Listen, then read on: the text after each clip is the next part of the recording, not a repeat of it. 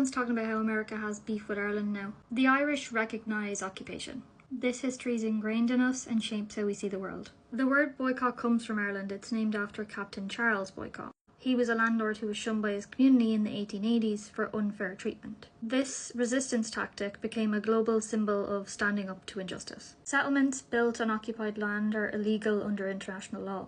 Refusing to trade with or boycotting those settlements is legal.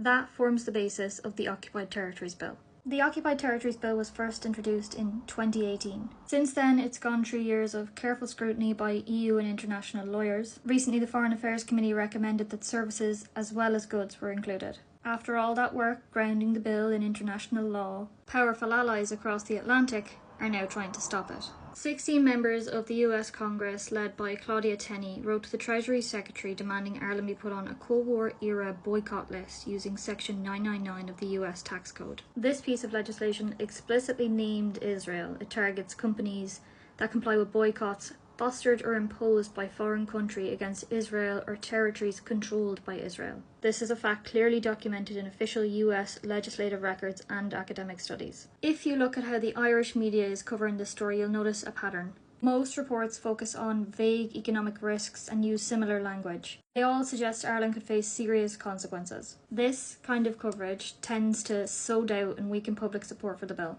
The reality is more complex and the economic damage is likely limited. The biggest risk is political pressure that's aimed at controlling Ireland's independent decision making.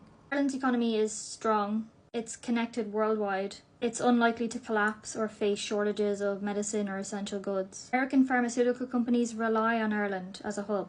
Walking away just wouldn't make business sense. The economic consequences don't come anywhere close to the moral bankruptcy we face if we don't stand firm in our conviction. The threats are wrapped in legal jargon and the loyalty is shown in photo ops. This isn't just about trade, it's about whether Ireland, shaped by our history of occupation and resistance, will uphold international law or bow to pressure from a superpower. We can stand firm in our principles or let economic threats silence our voice.